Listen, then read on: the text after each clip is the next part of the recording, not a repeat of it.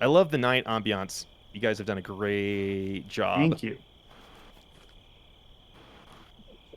Awesome. So where are we at, and what are we about to get ourselves into? So this is Island Hills. This zone was in the lore of the game. This zone was recently burned down completely, and there's some reasons for that. To the north, in the higher level section of the zone, there are some exiles who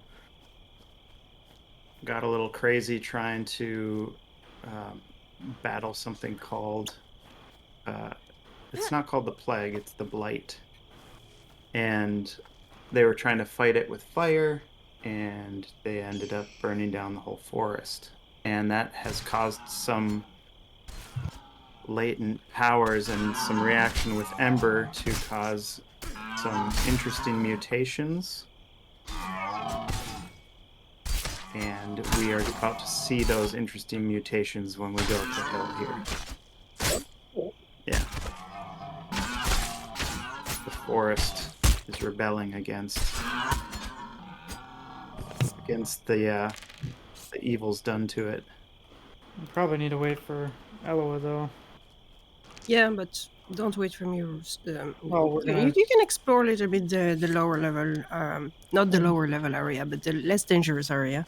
We're going to die. Courtesy of me.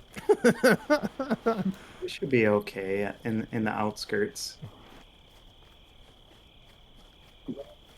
Is there any reference to Dragon Age with respect to the Blight, or is it more just an internal lore term Just an to this internal area? lore term. You can tell him about the rupture, John. Yes, here we have a Ember Ruptures. So this is what you get when an Ember Drift is trying to open, and it actually implodes on itself. Oh, yeah. Look at that ground effect. Yeah. So it what this will do technically is it will take creatures like this Shadow Grubbat. Well, you should also explain the things on our hips that he does not have. Oh yeah, you don't have an Ember Stone.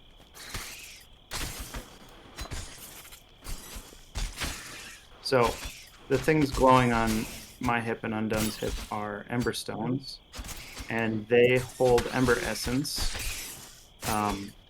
Ember Essence is kind of gathered from the world in the most obvious way is this guy. When you kill an ashen creature, your Ember Stone will absorb some of its essence. Oh, interesting. And that's a currency, or it's tied to some progression mechanic? It is our magic system. Oh boy. Okay, gotcha. Cool. Yeah, it's also used for travel. So fast travel is through the Ember Essence system. But yeah, if we use any abilities, for example, you'll see me doing some stuff here.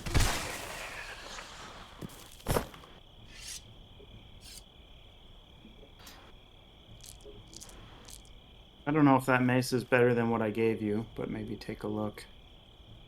I doubt it, though. Oh, the Balanced Bronze Mage. Let me take a peek here.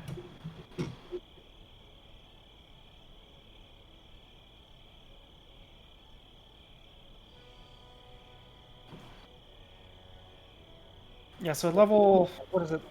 I guess it depends on if haste is considered more important than an upper range with respect to damage. I presume haste is probably more important, but I haven't learned the stat system sufficiently to haste is that. going to help you more with your skills refreshing faster. So whether you're doing auto attacks or you're waiting for cooldowns. So as a healer, getting those cooldowns for your heals to like come back off cooldown quicker. Haste is definitely preferred.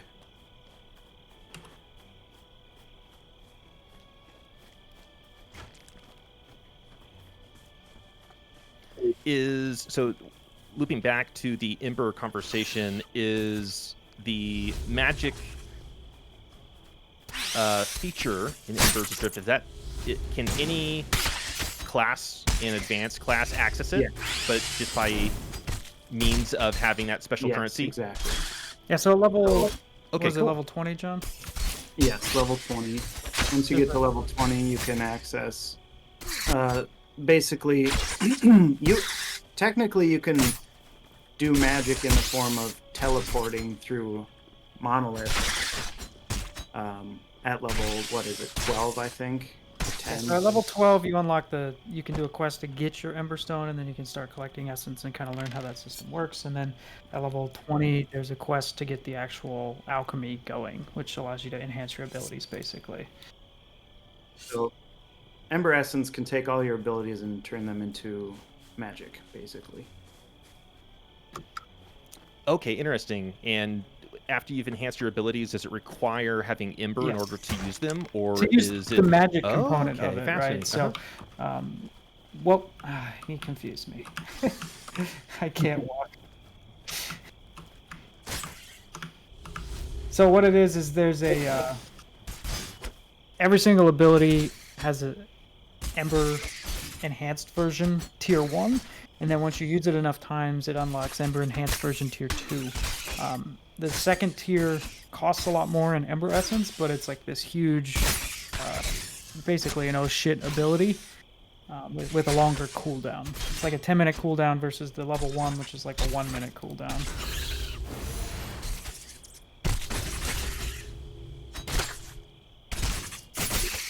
So with respect to skills, I know there are these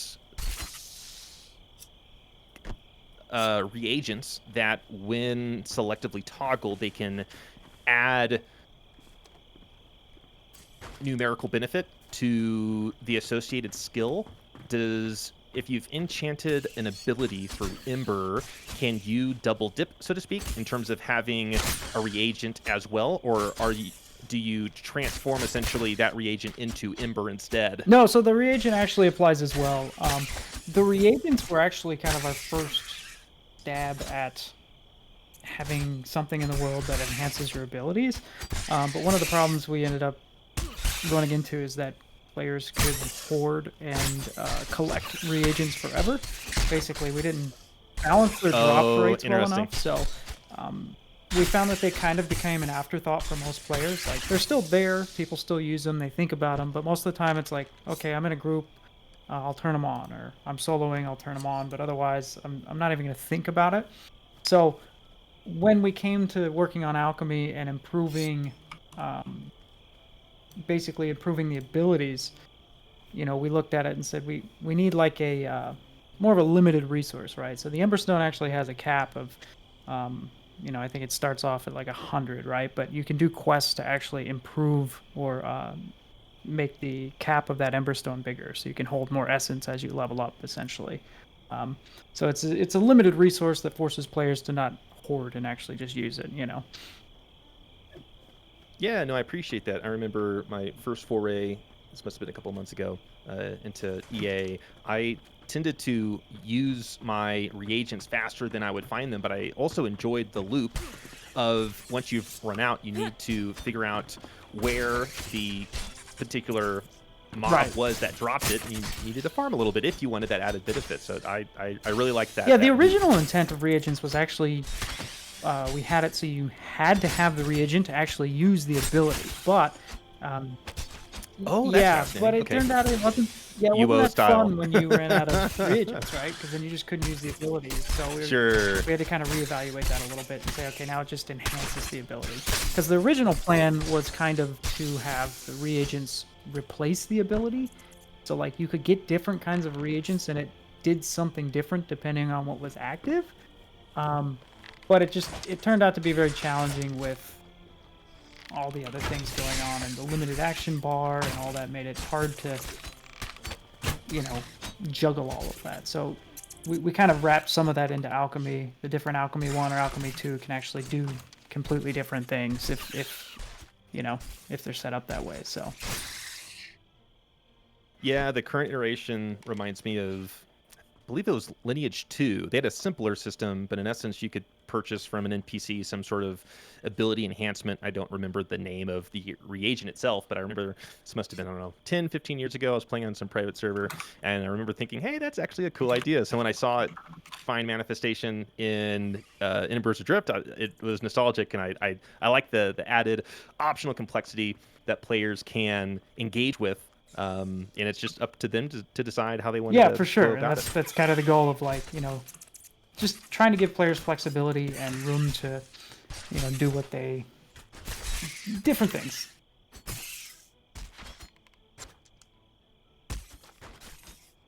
Yeah, and the idea of having alchemy was also to. It's one of our, how can I say, controversial concepts, because some players really wanted us to have mage, wizard, necromancer, druid, whatever. And our idea and our goal was really that you are exploring this world as a mundane person. You can fight for sure, and you can improve your fighting skills, but then you discover what's going on in this part of the world. What is this ember? How does it affect the fauna, the flora? How does it affect the world? What happened? And then the biggest question, could you use this power and use it yourself? So the idea was really that you are progressing and evolving and discovering more of the secret of the world, and using that power, the power of Ember, is part of your journey. It's part of your discovery. And it's not something that you receive right away when you are starting your character. You're not a born wizard. You have to learn to be one. And everyone can learn to be one. It's accessible to everyone.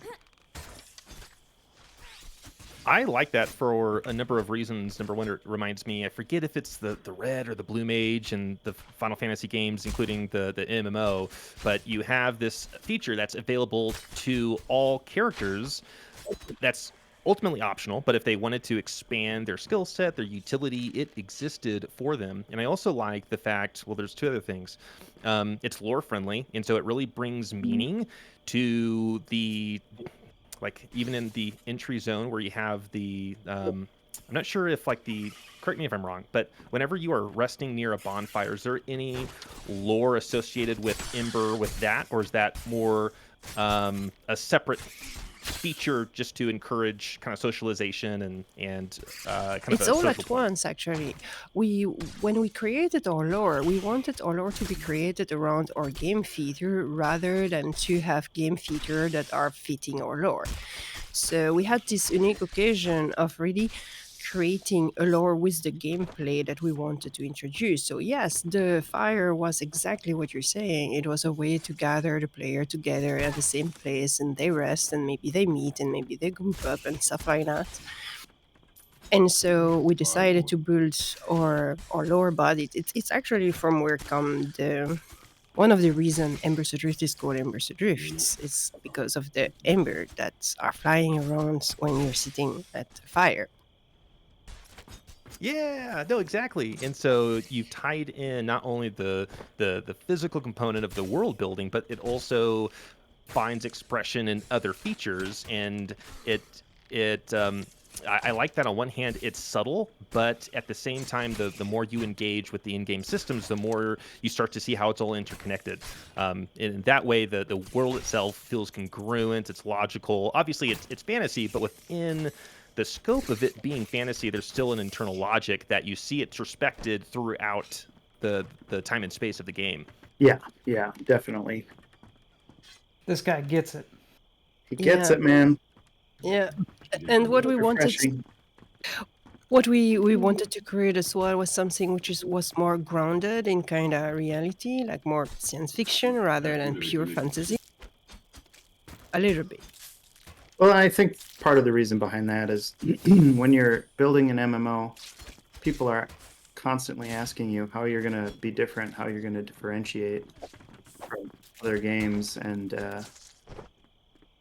yeah, so we definitely wanted to innovate. We didn't want to copy another game and just like put our own skin on it. We definitely wanted to do something new and different. And that is so refreshing. Someone who MMOs, and it's kind of a complicated term now, but in terms of when I first cut my teeth on really any online game, it was early, Veront, EverQuest, pre-Sony. Nice. And so my framework for approaching online shared virtual worlds was within the context of, obviously, EverQuest is standard fantasy. At the same time, like we've described, there's this internal logic to it, and obviously there's bits and pieces here where there's kind of hyperbolic extensions, and as time went on, retail EverQuest now is quite a different thing. Yeah. Neither good nor bad; it's simply evolved. But it having also its own distinct experience, and obviously as time went on and the MMO genre has homogenized, having distinct flavors of let me say it differently. It kind of feels like there's been this proliferation of kind of MMO McDonald's in a way, in terms of you've had one burger. It kind of feels like you've had them all, right? But for something to stand out in terms of, hey, look, we're still under the banner of whatever this kind of genre is, but we're doing it in our own way. You guys deserve a huge round of applause in my own personal admiration for wanting to not only innovate but also carve out your own distinct feature set, even by virtue of having the experience of the player kind of focused on a mundane avatar, ensuring that this is interesting, ensuring that something that is ordinarily tied to a class like magic is actually more of an advanced system, and it's also tied to the in-game lore. There's bravery involved with that, especially with how complicated, with how expensive, with how much sweat equity it takes to build an MMO. Definitely champion your guys' efforts. Man, he gets it undone. Yeah, thank you. This is really cool because it's, like I say, one of the more controversial thing, and that's what I'm thinking also. People very often are kind of put off and turned off when you're not doing things the classical way. But if we had been going with wizards, dwarfs, elves, and hobbits, everyone will say, "You're right, but you have it's exactly the same." I know. It's like a paradox, right? It's because people have, when you label a game as an MMO, people come in with preset expectations that they've been trained from games like World of Warcraft and things like that. So as soon as people come in and they see a system or they engage with a system that works differently, and they don't, maybe we don't do a good enough job of explaining it, or it doesn't feel, like the other games, like, we basically get punished for it because it's just an immediate negative reaction. So instead of the player adapting to the game, they end up, just saying, "No, I'm not. I don't want to play that."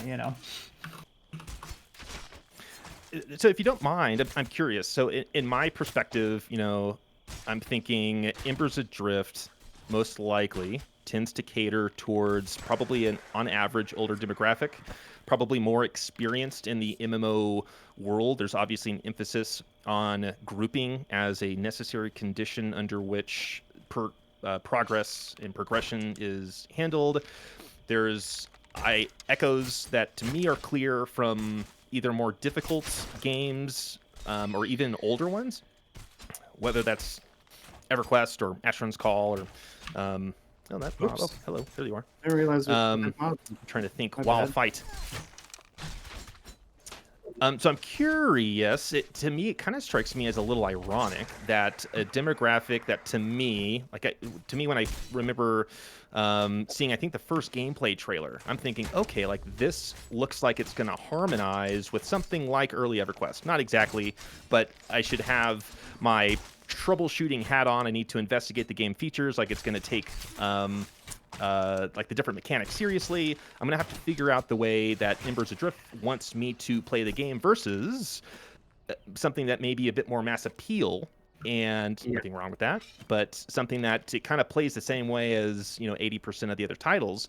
So I'm curious, in terms of your experience, I guess it's just interesting to hear that there's been complaints, when to me that's what's interesting about the game, in terms of you are doing something different, and that's one of the allures to to enjoy that journey. I guess what's been your experience with player feedback and expectations, I what don't that know if journey's it's been like? necessarily like a complaint, and maybe some of this is kind of anecdotal feelings that I've developed over the past 2 years in regards to the game, and it's just minor feedback here and there. It all kind of adds up to me to being like, I'm not familiar with the system, or like, introducing a new system and immediate like negative feedback before they even experience the system. They just read about it and say, well, this is not great because of this. And it's like, all I can say is from a developer point of view, a lot of the feedback we get pushes us towards turning this game into WoW. And we've tried so hard to resist that, but it's so hard when the feedback is so loud, And Yeah. and at the end of the day, we look back and we're like, I see now why WoW did this. I see now why WoW did this. And it's like, they probably ran into similar problems at much larger scale. And by doing these things, they kind of set that expectation because it works to keep players engaged, It's Yeah, and I something. think you kind of hit the nail on the head with how to approach the game. I think, we kind of expected people to be willing to kind of put that troubleshooting hat on and experience new systems and kind of get drawn into the world and learn the zones. A lot of for people example, have, and a lot of people do. The problem is appealing to the middle folks, right? That yeah. maybe would be inclined to do that, but because the system is so different or such, they're like, I'm just, there's. I mean, let's face it, the market is saturated with MMOs nowadays. So if they can go somewhere else, feel more comfortable, and feel like things work in the way they expect, they'll probably just do that. Yeah, I would say there's different type of player playing Embers Adrift or reacting to Embers Adrift. You have some player that are immediately turned off by the fact there is no magic. Oh, there's no wizard. Okay, I'm not playing this. I'm not trying. When they have wizard, maybe then I will try. So it just they don't even let us a chance to prove ourselves or to figure out if our concept is interesting, and they don't care. They want their mage. That's it. That's what they play. And then you have the player that are playing our game and trying our game, but still wish that it was different. Still wish that it was more like. And I think a lot of EverQuest fans, for example, they want EverQuest. They don't really want something. Oh, look at this nice loot. Grassweave mitts. Not for me. You should need on those. I don't want them. I'm an archer. Oh, I was So talking one of the cool things that you can do is, yes, you can be an archer if you want with any class. Thank you. No, not any class. Any class of the striker. You can be an archer berserker. I am an archer brigand. It worked really nicely.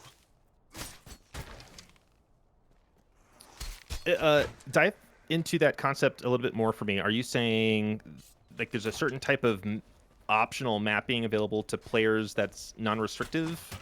So so you start off with the 3 base roles, right? You've got defender, striker, and supporter. Each one of those has 3 separate weapon configurations that work for them. So the striker, for example, can use bows. They can do dual wield, or they can use a longsword. The defender can use sword and board. They can use a staff or a what's the third thing? 2-handed mace. And then the supporter can use a primary hand and an offhand accessory like you have now. They can use a. Do they also get a staff? I feel like. Yeah, they get a staff staff. and the crossbow. We get the Okay, so these are weapon and profiles. the crossbow, right? Yeah. crossbow. Yep. So the original design was like, okay, well, when you split into specializations, each one each one will get assigned a weapon, a preferred weapon. But we found that like that's not fun if you're like the sword, if you're dual wielding and you come across a really cool bow. Like it just felt more freeing to be like you make the choice. You can use any of them at any time. But that also had negatives, and like people feel like they weren't specialized enough. So. It's very strange. Like, gotcha. Yeah, there's a weird middle ground there. Like we tried to give players a lot of freedom, and in that same way, giving them that freedom made them feel like there was no, specialization. It's kind of a weird place, No,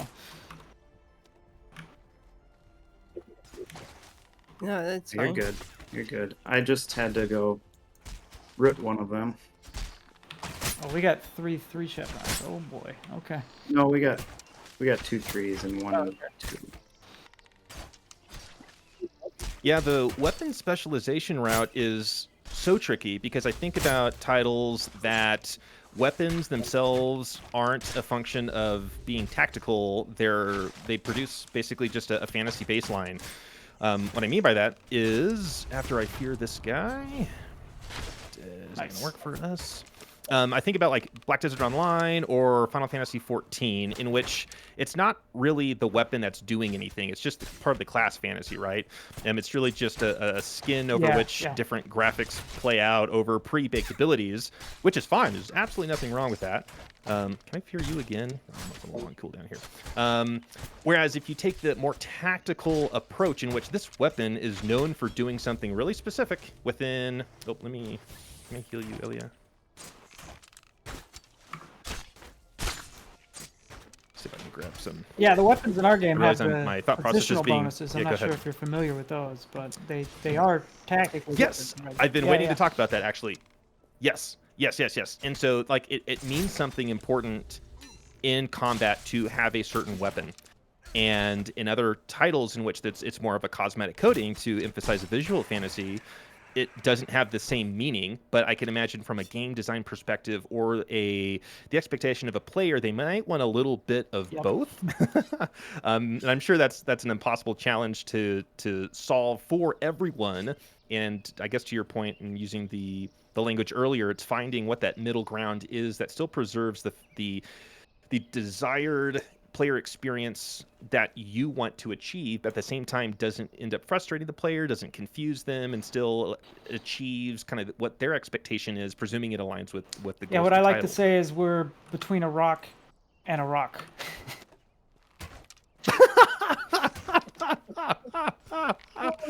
Oh, interesting. Now, I'm curious. I think it was. Yeah, go ahead. I'll back. Yeah, one of the things important also to realize in our development process is that as we are relatively small, we are basically limited. We have big limitations. So we had to cut off a lot of the fluff and go to the essential, what was really needed, what was really important. And yeah, the fluff, it will be for later, maybe one day. And by fluff, are you referring to elements of polish, or are you referring to something else? And I imagine with respect to polish or bug squashing, there's a degree to which something has to be the minimally viable product. But I'm curious, in your mind, what comes to you when you think of Anything fluff? that is not essential for the gameplay, but take time and resource. No. Hold on, let me... Oh, one's running. Don't touch him. Oh, you touched him. I am stunning that one guy. Okay, we're good. We're good. back up from that one guy.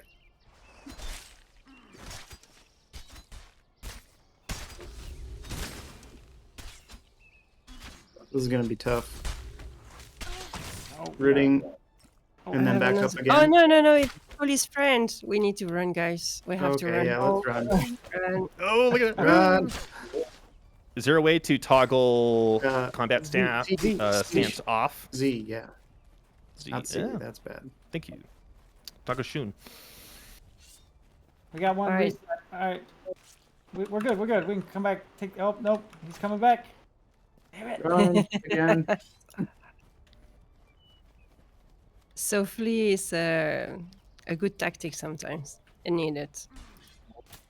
Oh, this is totally reminiscent of classic EverQuest. This is soul food for me.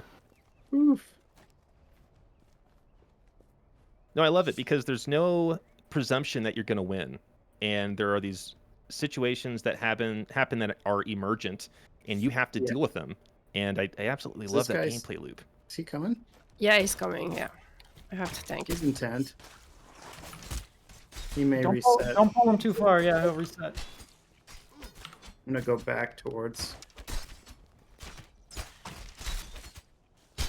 Yeah, a lot of people have described the game as being very chill until shit hits the fan, and that's the part of the game that is, that's where you build those memories that Yeah. last. You know. That was really our goal too. I think we, in our intent to do something, that's probably the one that we nailed the most. So, and we do actually. Well, I think having those both extremes. Oh, go ahead. Well, I didn't was mean to going to interrupt. comment on something that was said earlier. We do actually have a lot of more chill solo content now too in the game. I have seen that. I haven't experienced, but I look forward to giving it a try. To my knowledge, it's essentially sort of single friendly instance runs through dungeons, or am I No, off the they're still beaten path there? public, but it's like an addition. Like we've added on certain like loops in dungeons that have solo content in them, and they have And- their. That's actually a clever solution. I'll have to test that. That's really interesting. I thought they were instanced, but I'm glad to hear that you're actually still maintaining the open world shared. The only instances we component to have it. are from a technical perspective to handle population overflow, right? Like that's the only actual instancing tech we ever employ. The goal with the solo loops is basically like, I'm going to go to this dungeon and start soloing. Hopefully I run into someone else and it snowballs into an actual group. And that's kind of the whole point of this game, is trying to facilitate people to run into each other and form a group and socialize. And I think it's harder and harder to do in today's environment with, you've got Discord, you've got all these other distractions. And I think one of the challenges that a lot of, social, I don't want to say social enforced, but social encouraged MMOs face nowadays is that, like, at least from what I've seen, a good chunk of players don't like that forced upon them. Like, they really want that as an option to opt in. And you look at like WoW's design of like just queuing up for a dungeon and going for it, and then you're done, right? Like, there's no socialization involved. You don't have to form the group. You don't have to get there. You don't have to do anything. So there's no, like, you don't even have to opt into that to social. You just go and hope these people don't suck. But with games like this, it's hard because I don't think people are trained in MMOs nowadays to have that like Exactly. social aspect of like, oh, I have to talk to people and try and form a group. Like that's Yeah. Isn't that oxymoron completely It is. baffling? You think about the initialism Yeah, of the genre exactly. MMO, and it's evolved by and large to be something that in practice is very different. It kind of reminds me of the difference between kind of living in a large, highly populated metropolitan area versus a small town.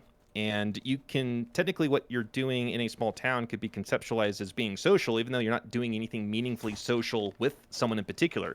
It's just amalgamated that a lot of people are doing a lot of things in the same area, but not Right, necessarily together. Versus in a small town, everyone knows each other. There may not be as many people per se per capita, but the actual interaction is way more meaningful. It's purposeful, and it's interdependent as well, which I think is an important Exactly. component. True. One of my favorite bits of feedback that we get when new players come in is they'll say like, "Oh, I'm actually like meeting people and making friends again in an MMO."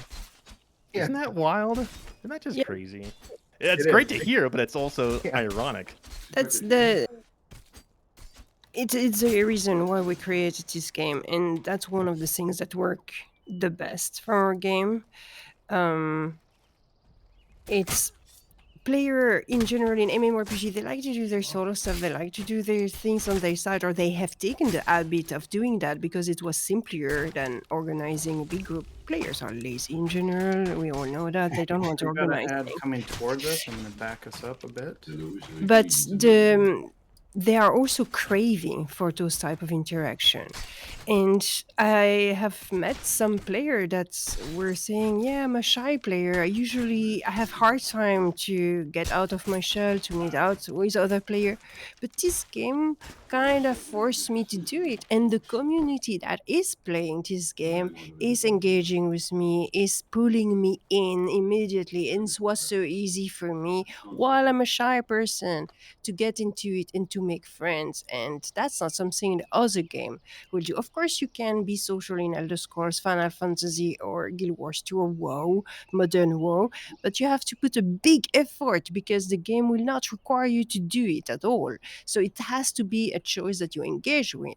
Here, our game has been conceptualized in every aspect of it to pull you in, to induce different type of behavior into the player base, which are sometimes met with resistance because players don't Sometimes. want to do it, or they, or sometimes they don't remember how to do it.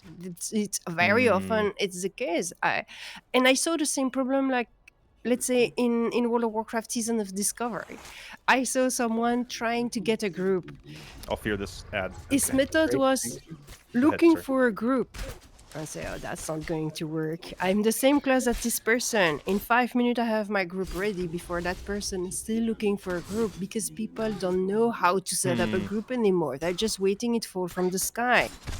That's not how you do. You need to engage. You need to be dynamic. You need to be, not passive, active. Oh, sorry. I'm done. It's fine. You were just listening. I understand. If you heal him, it'll resin. Nice. Oh, I did not realize it was that easy. Okay. So good. one of the things we did with this game is we really like the concept of Hold on, failing, let's back up again real quick. failing upwards, or like successfully failing, if that makes sense. So we early in development, you know, we had regular death and things like that, and we found that it was a lot more fun if, like, you could just wait around and players could res you and you could continue your adventure a lot easier, you know. So when you fall in combat, you've got like 120 seconds or something for people to get you back up, and not just people with healing spells. There are consumables called smelling salts, so anyone can wake anyone up if they have smelling salts. Ooh, But you do accumulate wounds. I don't know if you're familiar with that system, but ooh, I'm gonna need that. I think I see a 2% on my stamina bar. Is that the? so you'll see my health wound bar has a 5% indicator? health wound, and that means Move forward a Yes, I little bit. do. my health cap is 5% lower, and the only way you can heal that is go to an Ember Ring. Okay, so that's kind of like Guild Wars 1. You die, and there's a HP penalty until you resolve it. In this case, Yeah, the Ember maybe. Fires. Yeah, I'm not familiar enough with Guild Wars 1. It was certainly inspired by Star Wars Okay, Galaxy's wounds. So Oh, totally. Yeah, I love Swig. we didn't have Absolutely. performers though, but that's what the Ember Rings were. That's the purpose of those. Is there Oh. any? Maybe this is the fluff side, or maybe future endeavor. Is there any thoughts on adding those social classes? Oh, for like the performer and stuff like that. I think it's a little bit outside of the scope for what we've got at the moment. So, I mean, I think it'd be something it'd be fun to investigate and do, like people could take as a profession, but it's it's never been part of the plan up until this point. So, Yeah, and I suppose the kind of the bard. I think I'm the warlord. It looks like I have quite a bit of utility as well. Even though the details of the Swig features, that revolved around the cantina, and there was a Yeah, whole social loop exactly. and gameplay loop around how all that worked, and or like it's like the Ashwin Call 1 buff bots.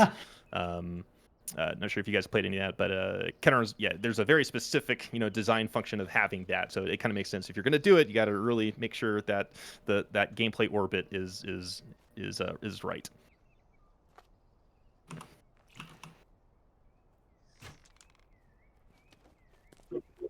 So I'm curious.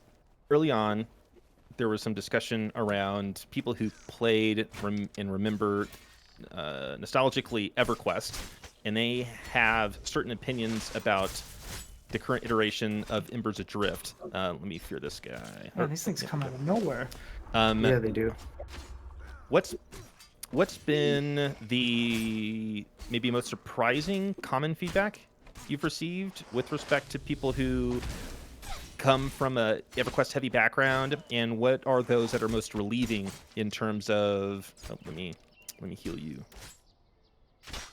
because I imagine, and correct me if I'm wrong, the social encourage, the failing upwards, the slower progression, these are all, to me, extremely nostalgic of early EverQuest. So I'm curious what's been the journey with respect to that side of it. I think the journey's been people misremembering how crazy things were in 1999 and how much time it actually took, because people Oh, I know. tell us now that the experience leveling rate is slower than original EverQuest, and I think that they're smoking something.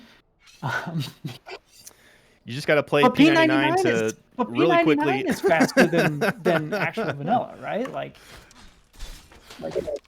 Yeah, they did update some of the EQ or the Yeah, leveling there's no- curves. Sure. And even then, like I played a whole weekend. This must have been a year or two ago. I forget.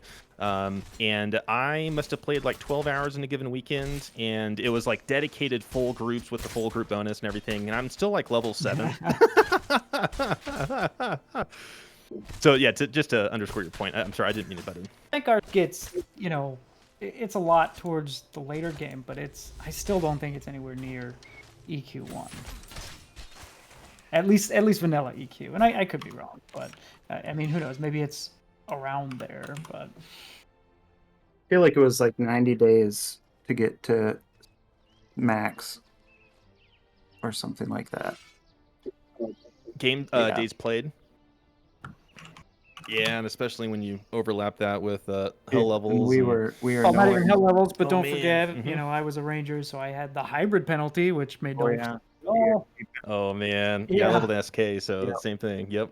So we- I think when I hit 50 Oh, on that's my interesting. EQ, Mhm. I think I had about 100 played days. Maybe a little less than that, but it was a lot, But I wasn't grinding the whole time and all that. So I think So what's the balance? Oh, go ahead. yeah, Phil. one of the biggest feedback we receive from player that has played old school game, maybe EverQuest, but sometimes other games as well, is more of the feeling, the general impression, rather than something really specific. It's more like it reminds me of those days because I am living an adventure, because I am making friends along the way, because I got into trouble, because it's not straightforward, because I have to understand what I'm doing, and I enter into this game and I don't know anything, and then I'm learning about it, and the community is giving me tip and blah blah blah. And I think that's what our game has as the biggest appeal. It's difficult to say what it is in exactly, and this is really what we try to do. It was to recreate the feeling of adventure, of a journey, and of friendship. It was not so much to reproduce the same feature than other game had, but more about recreating this feeling, which is not something you can really quantify because it's a feeling by stuff, and also because players have changed. They are not the same than 20 years ago. The world has changed, the community has changed, the industry has changed. So it's very subtle, and it requires a lot of tiptoeing, because sometimes we have a great idea and it doesn't work like we planned, so we have to change it. Yeah, that makes intuitive sense to me.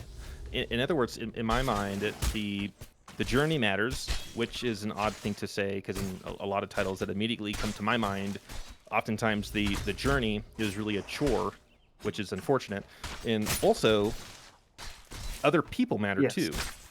At some level, you could say that's obviously true in other titles, but in terms of how it directly impacts your character's ability to progress in the game world, it's often tied to the success of failure of other players specifically, not just generally or abstractly. And I'm trying to think of another title that has such a visceral relationship to that core concept, other than something that with like a real heavy PvP focus or something. But there's a huge difference between something being PvP targeted versus PvE targeted. And I think Embers Adrift comes ahead in terms of modern attempts to capture that feeling. oh, stop it. I'm being honest. And I think, No intended flattery. I think I've felt it myself. I know that many other players have felt it as well, and there's something kind of magical about making those memories overcoming those challenges and making friends along the way. And we really wanted the journey to be the main focus. Now we do have a subset of players who didn't really get that, and I don't know that we need to go too far into it, but there's basically what I'm saying is there's other, like, the genre has kind of trained people to rush to the end game, and like that becomes the new goal. Whereas we kind of Crap. oh, okay. I will send the second one, this other one which is not fear. There we go. Ah! It's not stand anymore. Who broke my stand? Drindin, I saw you with your big hammer. What? I don't even have auto attack on. Okay, I can't pull these things. They're just eating me alive. We have to back up to reset them.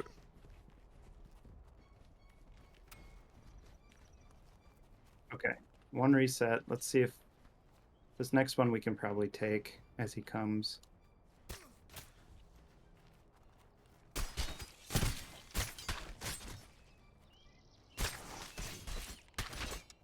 Yeah, one of the just So like one of the things we've noticed, and I think that's part of like, you can tell why games like World of Warcraft and stuff, at least from my perspective, rush people to the end, right? Like many would argue that until you get endgame in WoW, it's just a solo experience, right? And you can get there very quickly because they've designed the game that way. And I think one of the reasons they do that is because you run into less population problems. If everybody is the same level, then everybody can technically play together, and you're not going to run into a lot of issues. In a small game like this, with people spread over 50 levels, like, it can be difficult for people to find groups. So, like, I understand why things get rushed to the end sometimes, because it makes it easier to keep people together and play together. So. I saw recently there was an attempt to find a middle ground. There was some sort of, not The level compression? scaling, but there was another term, the compression, yeah. That was interesting to see how the community, and I don't know from a statistical perspective if it was a vocal minority or what the case was, but I thought it was an interesting attempt to help kind of bridge that gap.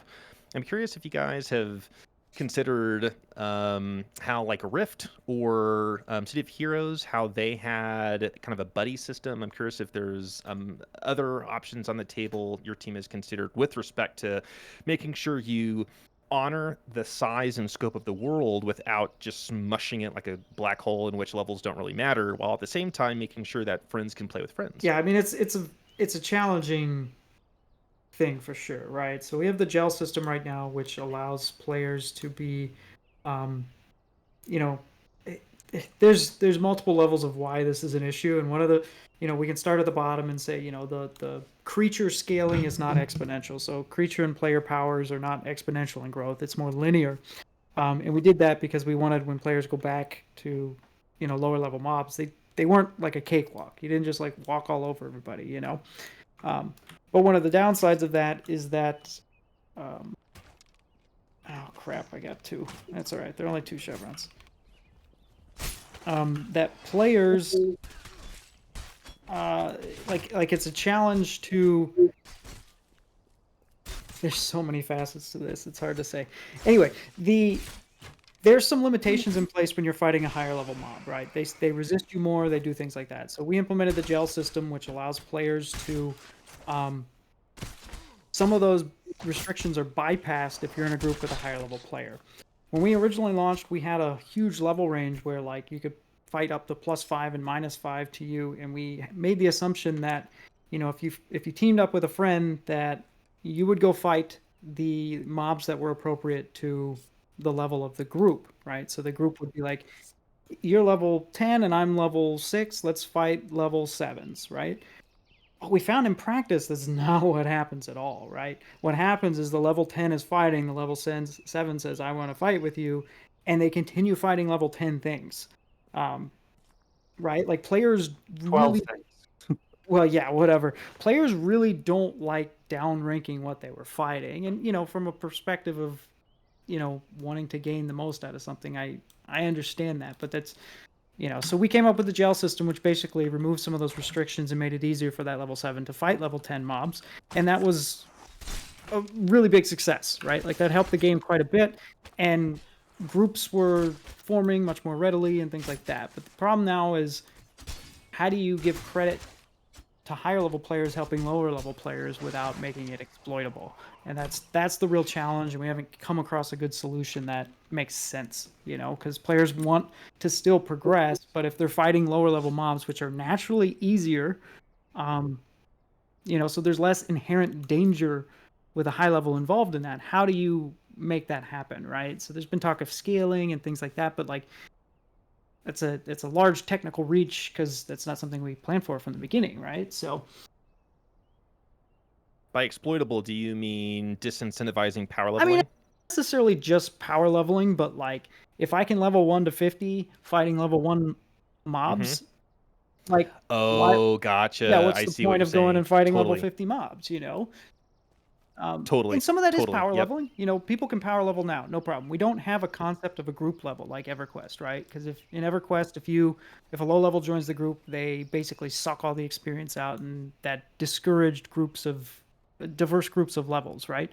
So we said, we don't want to do that. Here's a group, and you get credit based on what kind of mob you're fighting. Is it 1 chevron, 2 chevron, or 3 chevron? What's the level difference between you and the mob? That's it. Those are the criteria. There is some splitting based on group, but it's all compensated for with multipliers and things like that. So you do get your most efficient experience in a full group still, but it's just done in a slightly different way, which we feel is more fair. I'll fear the mandrake. Actually, I see it was halted. My bad if I totally disrupted the strategy there. It won't affect the root. Here, for example, we are gel because I'm higher level than you. And so you're kind of boosted to my level. Yeah, so according to the mob, all the combat calculations think you're level 29. Oh, yeah. So if you look at that's the party interesting. where it says like +3 or something, and there's a little arrow next to the +3, if you highlight over that, Yes, if you I highlight do. that I arrow, do it'll see that, tell you yeah. what level your combat level is, basically. Oh, I like that. I did not realize that's what was happening under the hood. Super cool. Okay, so there is some sort of... It's capped at plus... Sinking is the It's wrong clamped- word. It's Yeah, go clamped to ahead. +5. It doesn't make your character more powerful. It just removes some of the resistance and restrictions that if you're fighting a yellow or red mob, it removes some of those and it helps you out. I like that a lot. That's really Yeah, interesting. I don't know- if you're coming Kind in of a- after, if your friends invite you to the like a- game, yeah. you're allowed to play with your higher level friends. You get a boost, kind of a boost, and it makes them feel like they're still helping you out, which is great. Yeah, They kind of can like a still morale. contribute. Yeah. Not like a... The problem, however, the problem That's is it's really cool. +5, right? So if you're got a 10 level difference between your friends, you can't really go fight with it very efficiently. And like, where do you draw that line? Where's that line need to be drawn to make it so it's not exploitable, power level, all that kind of stuff? And that's where the real challenge comes into play. That we're the development team where we kind of sit on an idea until something actually fits instead of just throwing stuff at the wall, and nothing has fit thus far. So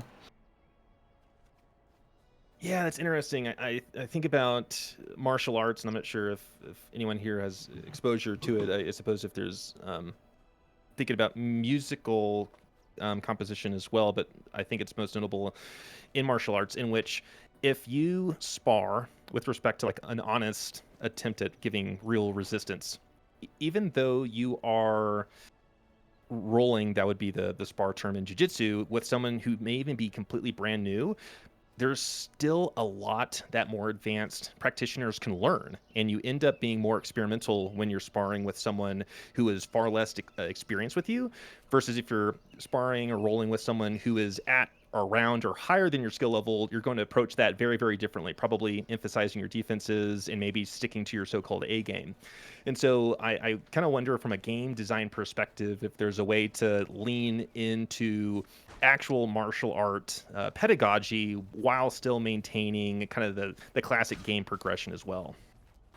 yeah, I mean, I think it's challenging. There's a number of different games that do it in different ways. There's ESO, and there's ones that have I don't know what they're called, like fellowships and stuff like that, where like experience is shared. But I mean, it's all just nothing is fit and like said like, at least to my brain said, that makes sense within the framework that we have. Let's do that, you know, because any solution we typically come up with is like, you know, let's take the example of, okay, let's scale a player down, right? So I'm level 23 or 24 right now. I'm going to go fight with some friends that are level 10. We go to this dungeon, level 10.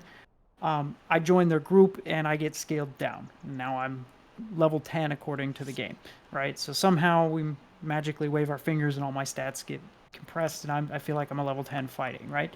Somehow I'm getting rewards, etc. But what happens when shit hits the fan and we're like, we don't want to die?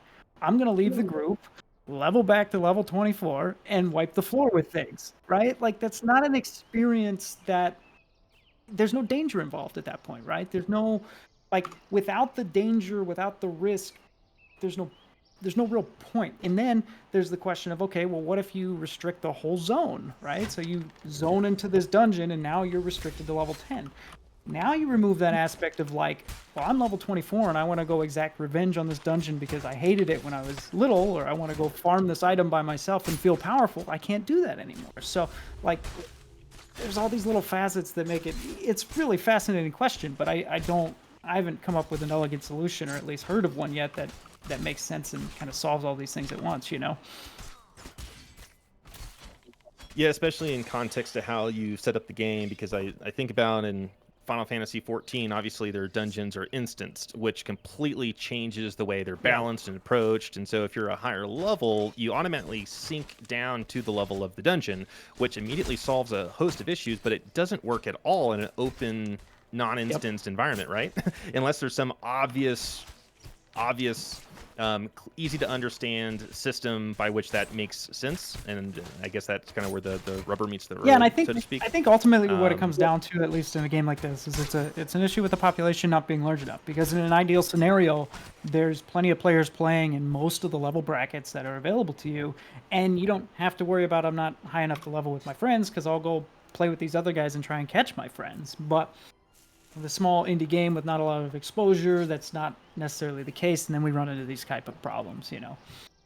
Yeah, no solution is ideal because when you have the Final Fantasy, for example, yes, you scale down, but then you don't have access to your ability, and it's kind of boring because you are confused every time you enter a dungeon. What can I not use? Oh yeah, true, it's Sastasha, so I have only 2 spells. And Elder Scroll Online, they made it well and it kind of worked well for them, but at the same time, you have zero sense of progression and you don't have the feeling to become more powerful, or you're too powerful for any of the content you have and you have zero resistance to what you're doing. Yeah, level syncing, as taken almost hyperbolically by ESO, makes levels basically just meaningless and almost just cosmetic, which kind of begs the question, why have them in the first place? And obviously at the very, very beginning, it was quite a bit different. They had their veteran levels, and those were actually really difficult to achieve. But yeah, no, it's interesting how so many different MMOs encounter this type of problem, and a lot of them try to handle it in very different ways. I was just going to say, I personally think for a low population game such as this, like, you know, in hindsight, looking back, if I would have known the population would have been a much lower thing, I would have looked for a design that had no levels, right? Like, but then, you know, because then everybody could play together. So you have two choices, at least according to me. You make a game that doesn't require levels and everybody can play with everybody, or you rush everybody to the end, WoW style, and then everybody can play together. But to us, that aspect is not interesting at all, because all that journey up until there's just wasted content, wasted server resources, and things like that, you know. But when I go back to the what does it look like in a levelless game, like, it's really hard to give that player a feeling of proper progression, right? Like, it becomes about gear, it all becomes non-linear and very complicated, and I'm probably not a good enough a designer to make that happen, but, you know, I still think about it and dream about it.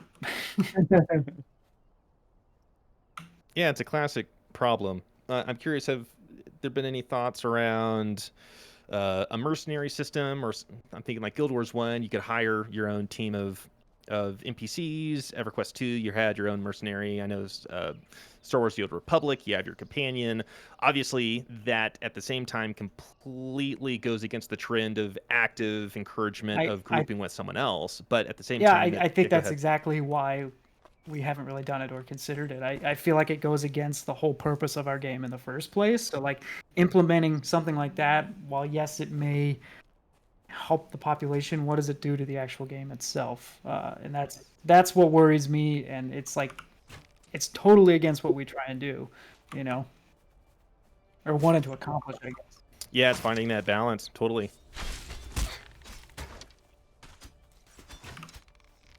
No, and it's a little bit frustrating because we can work on the game, we can make better content, we can add content, we can polish feature, etc. But we don't really have a lot of control regarding to the population. Marketing is not working, or it's out of price for us. And yeah. Marketing's expensive. Yes. I'm starting to think that traditional forms of marketing, even in the gaming space, are starting to be not I don't think they work unless you have like $20 million. So Yeah. right. Yeah, all our attempts have I mean, failed. typical marketing budgets are like 20 to 30% of expected revenue, right? So like that's huge, especially for large, you know, big companies putting out big products that expect a lot of revenue. That's a lot of marketing money, you know. Yeah. Yeah, and I've even seen some bigger companies being baffled by what used to work doesn't work. The traditional channels of marketing is, you know, people have ad blockers. People who play MMOs are savvy. They don't want to be advertised to. Nope. So they can avoid that if they want. And then how do you market? You know, you don't really. Yeah, it's true because as a consumer, I can't stand marketing. I hate it. I have I people hate it calling too. on my phone, and the last time I got someone on my phone say, "You know what? Any company that is phoning me, they are guaranteed I will never buy their product because I hate them." Do we want to go to the beach? Yeah. Yeah, I actually have to start wrapping up Sure. myself. You guys can certainly keep going. Yeah, not a problem. Yeah, we can head to the beach. Yeah, I have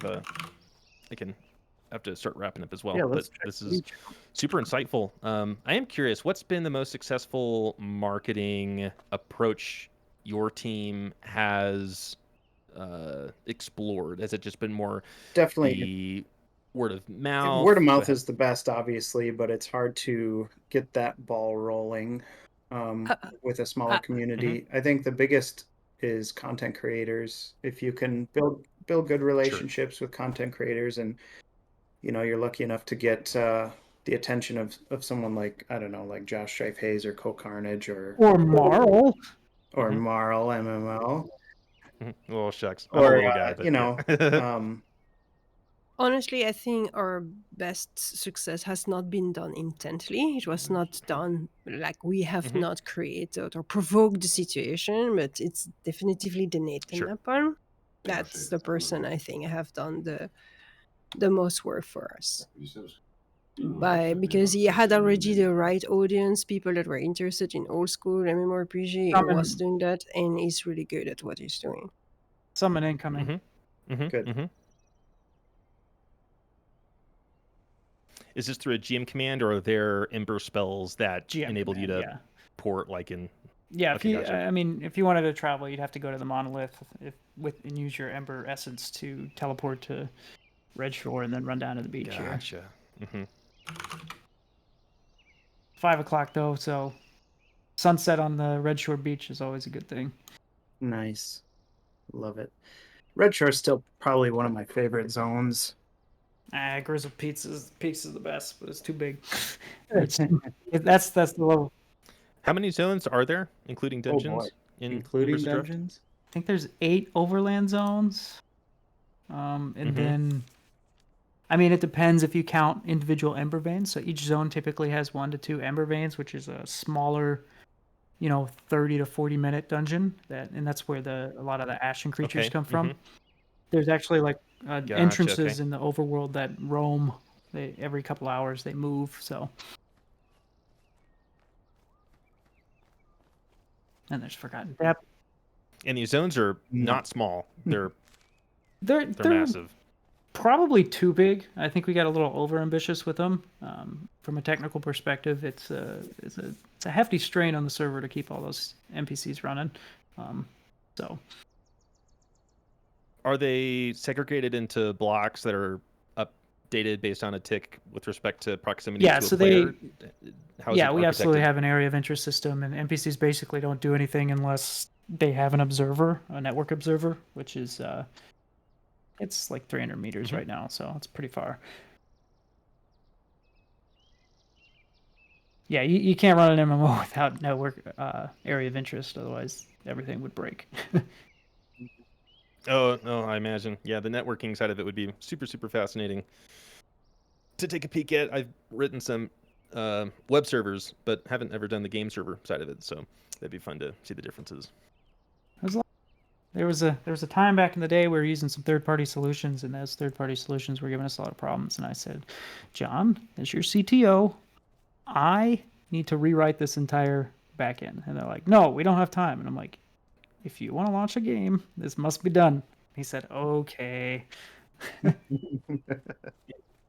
Yeah, I'm sure the networking specifics has to be custom. There's no commercial off Actually, the shelf some ones that came generic out backend recently server that are that's actually pretty reasonable. That are I've worked with them before, and they're actually quite similar to what I did. But I mean, it is nice interesting. What's the having your own Go code, ahead. knowing exactly what it's doing, and not have to worry about somebody Yeah. else's stuff.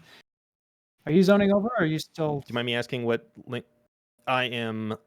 It is unloading the Oh boy, previous I scene. wonder if you're getting stuck there. It just kicked over. So, what language is your backend? So don't mind me the asking. game servers are C#.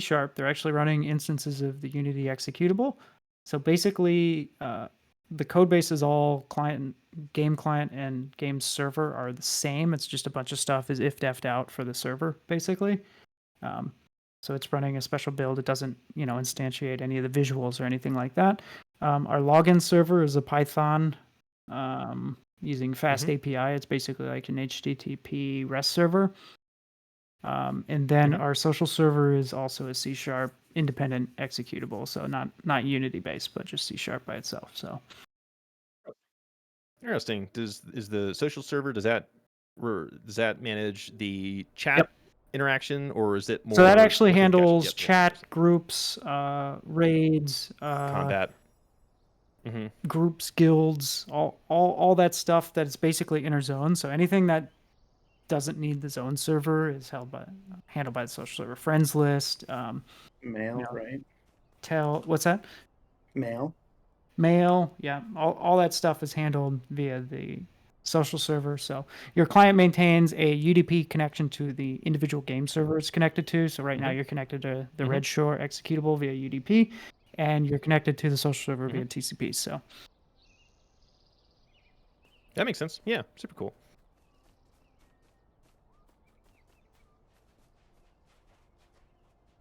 So this is a very wooded zone. Kind of reminds me of the American Northwest. These large trees, almost inspired by redwoods. Then ending in this beautiful vista, mountains on the other side. And you can actually go to those mountains. That's how you get to Grizzled Peaks. Oh, cool. Yeah. Okay. A little bit more over this direction, but yeah. What level range is this zone? Ooh, this is a pretty big. This one is a 25 to 30-ish. yeah, this is the entrance to a higher level dungeon. This is Forgotten Depths, right? Oh yeah, look at that. That one's scary. Don't go in there; you'll die. Yeah.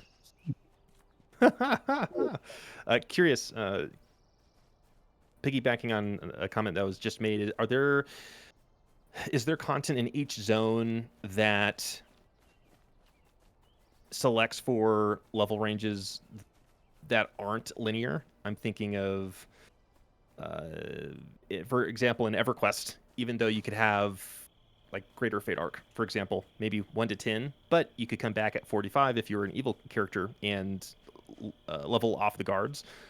Is there any type of cross pollination with respect to level ranges in Yeah, well, in-game the new zones here? dungeon we just launched is both like 35. Doesn't launch until Tuesday, John.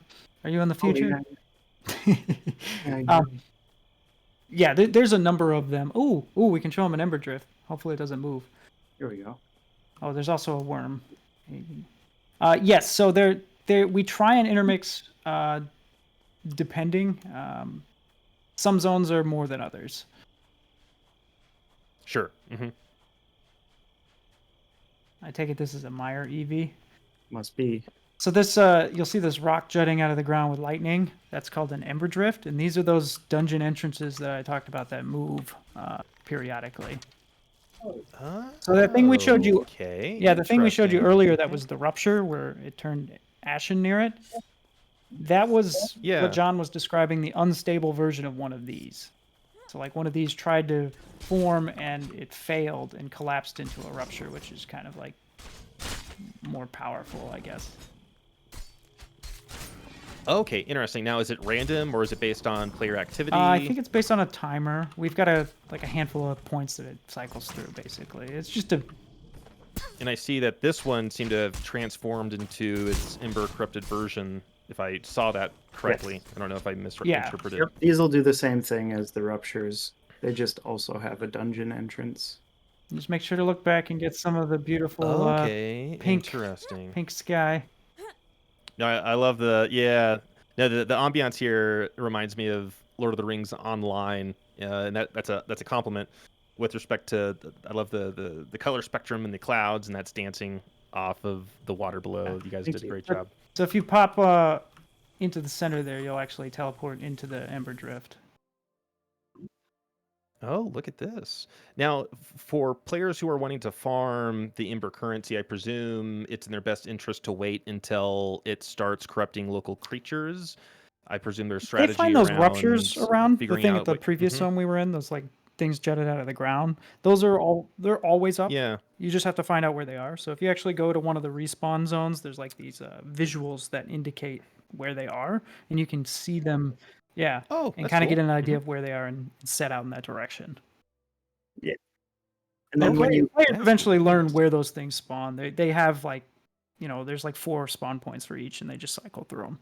Ooh, it's flooded runes. Sure. My No, that favorite makes sense. EV. Oh, is it? Oh boy. But yes. So, is there an array of potential Ember, not instances, but dungeons that could be triggered by walking into one of these?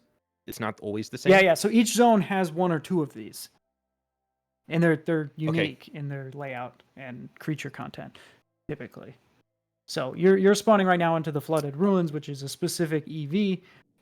There's I think every zone almost except for New Haven Valley has at least 1 EV at this point. Oh, that's. And we say EV, it's Ember This Veins. is cool. Wow, I had no idea this existed. Well, you're What a only cool level concept. 6, so What's the you hadn't lore got there behind? yet. Yeah, no, for sure. What's the lore behind what we're in and Well, we can't- why? Kind of like the visual rules are We blurring can't really around. tell you the whole lore behind them yet, but we will say that the Academy has recently believed reports that these exist, and they've sent players out to kind of Study them, yeah. explore them and study them. So they don't really, in game, they don't really know yet the fullness of what is going on in these Ember Veins and why people are being teleported and sucked into them, basically. All right, an open question. Yeah, so I like that. Okay, yeah. So the players are kind of discovering what's happening. I presume there's And Yeah. content. this is and actually a story pretty good that's example following of up the on that. solo Yeah, that's versus group content. If you come up here real quick, I know you gotta wrap it up, so we won't keep you too much longer. But if you go down the stairs, you enter the group portion of this particular dungeon. So down there, you'll see it's like 3 chevron mobs. But if you go over this way, it actually is like a solo loop that goes around, and you can just fight solo in here, or with a small group if you wanted as well. and each wing has its own unique rares and special drops and all that kind of stuff. So even if you're soloing, you do have the chance to find some names, get some good drops. and stuff like that. So, And chests. and chests. Interesting. So does the solo route, is that only for these types of corrupted dungeons, or do those exist also in the overland Yeah, we dungeons have some too? in the Overland dungeon. Not in every dungeon. So Central Vein 1 and 2 don't have a solo loop.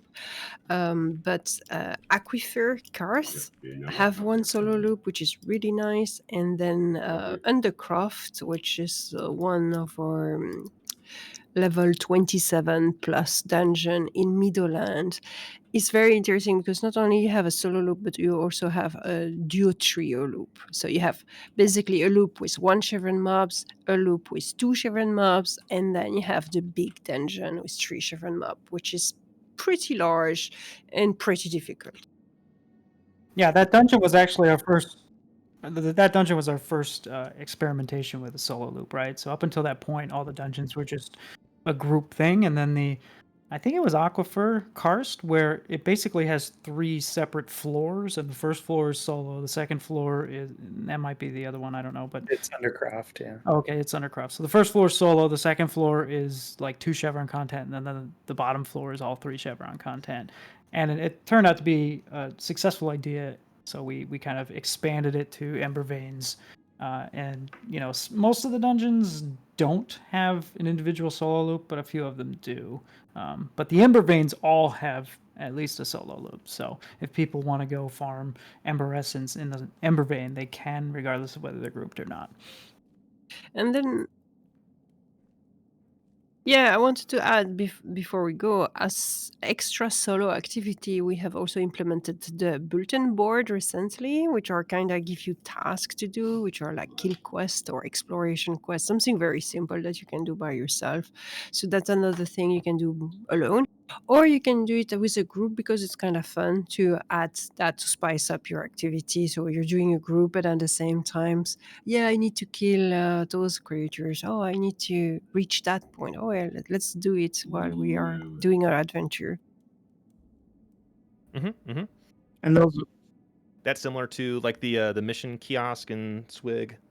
I presume something along those lines. Yeah, it's just a really simple, because the quests in our game don't give experience because we wanted to make sure that the writers had enough freedom to kind of make a bunch of different type of quests. And like, we also didn't want to set the expectation that WoW does where you do quests to actually level, right? Like, so so the you don't task, have to do the quest to level. yeah, the tasks are literally just like you go to a bulletin board, it randomly selects a given task, and the reason we did that is because we wanted to sometimes take players out of their comfort zone and go do something. Like, so we didn't want to give them a choice, because players would always just game the system and figure out how to choose the thing that they find the easiest or most comfortable with. We wanted to be like, no, you take what we give you and you go do it, and you get some experience out of it, and hopefully you can go to a new part of the zone or fight a different type of creature or go do something weird like do a dance on top of a hill, right? Like something totally random that's not a kill task.